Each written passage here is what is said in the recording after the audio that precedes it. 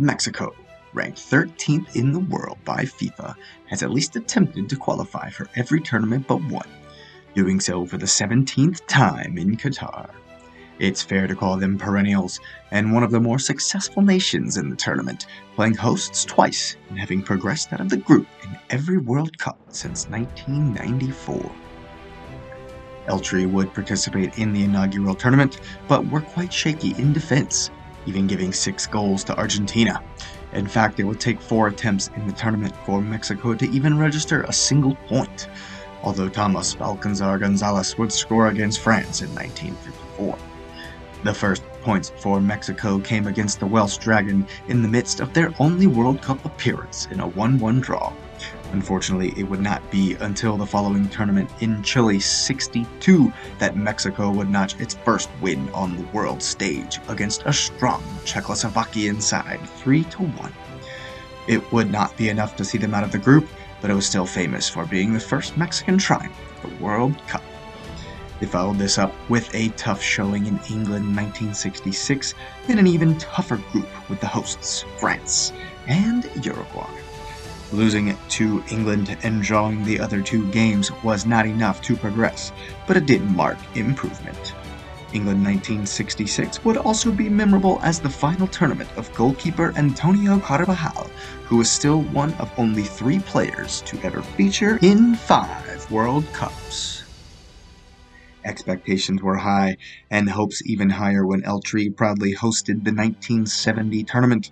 A draw versus the Soviets and massive victories over El Salvador and Belgium would see them through to the quarterfinal, their first time advancing past the group stage. Something they would only fail to do one other time in tournament history. Of course, facing the Italians, even at home, is never fun in a World Cup, and the hosts were dominated, unceremoniously dumped from the cup 4-1, but they had announced themselves on the world stage. It was a forgettable trip to Argentina 1978 for the Mexicans, scoring only twice and giving up 12 goals. But it would be the last time they failed to qualify for the second round of the tournament, in which they would not feature again until they hosted once more in 1986. As strong as ever at home, the Mexican side handled Belgium, but were held to a draw against Paraguay. A 1-0 over rare qualifiers Iraq saw them through to face a tough Bulgarian side, but they were able to take care of business and advance to the quarterfinals. Most nations have made a nemesis of the Germans in the World Cup, and Eltree is no different. Having been absolutely humiliated 8 years previously against West Germany, the Mexicans availed themselves much better in this one, forcing penalties after a 0-0 battle where they would go down 4-1. Disappointing, but it did mark the beginning of one of the longest runs of advancing out of the group stage in World Cup history. It's also noteworthy that this would be where the popularity of La Ola, or the Wave, would reach a global scale and is still attributed as the Mexican Wave to this day, with crowds at any and all major sporting events still taking part in the tradition. After missing out on Italia 1990 due to sanctions brought down on them after the '88 Olympics, Mexico was back for the short trip north to the United States in 1994. Their group was hotly contested, with a narrow opening loss to Norway and a likewise narrow victory over Ireland in the second match. An even tougher draw with the Italians was enough to scrape through to face the Bulgarians, who were coming to the end of their golden years.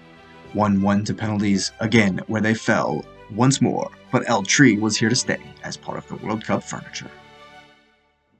Despite a tough group draw in France, this was the year of El Matador. Luis Hernandez would score twice against the South Koreans, becoming the first ever Mexican to do so at a World Cup. An exciting 2-2 against Belgium left them needing at least a draw versus the mighty Dutch, who would make it to the semis in that tournament. A late equalizer from the Matador would go down as one of the most famous goals in Mexican World Cup history, and would see them through to play an old rival.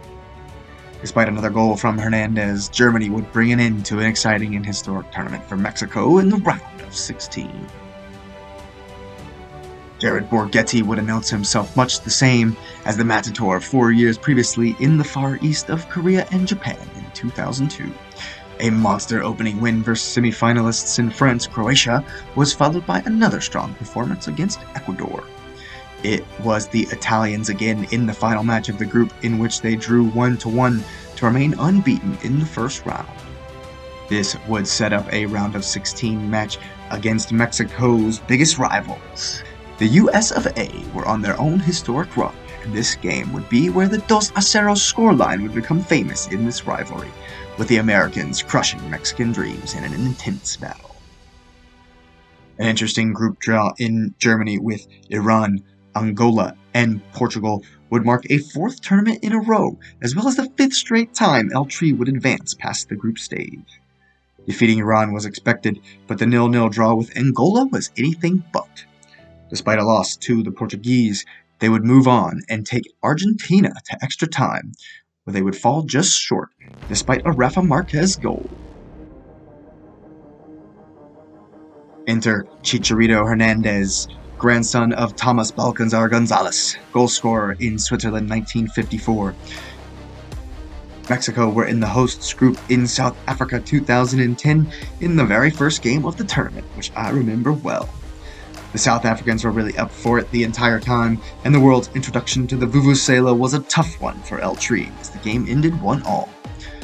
A brilliant result against the French saw Chicharito notch his first World Cup goal in a 2-0 victory. Despite losing to La Celeste 1-0 in the third match, Mexico would go through to face a familiar foe. Argentina proved too much for the Mexicans once again, despite another goal for Javier Hernandez, and they would be sent packing 3-1. A dreadful group draw against Cameroon, Brazil, and Croatia awaited them in the 2014 Cup.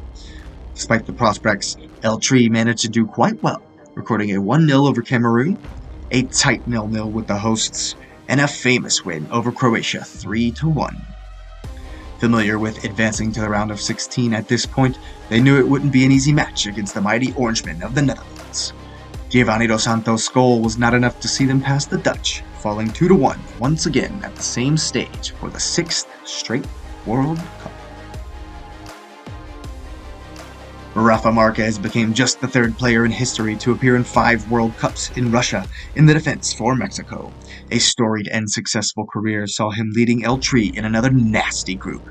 A shock win over reigning champs Germany to open the tournament was followed by another strong performance against the South Koreans, where Chicharito would score in his 3rd tournament running. Despite following this up with a blank against Sweden where they lost 3-0, they would again move on to the next round to face the Brazilians. Neymar and co. would prove too much for them, and they would crash out 2-0. As one of the best CONCACAF teams for as long as I can remember, Mexico will be looking to continue their great group stage form against Robert Lewandowski's Poland, Leo Messi's Argentina, and an interesting Saudi side in another spicy group in prospect in Qatar. Is there a round of 16 curse on El Tri? They have made it and bowed out at that stage for 7 consecutive tournaments. Will Raul Jimenez regain fitness in time for the tournament? Can the new guard of Mexican football finally carry El Tri into the quarterfinals and over the hump that has plagued them for nearly 30 years? Who will channel the spirit of El Matador and immortalize their name in World Cup history? Can El Tri finally make a deep run in the tournament? Only time will tell.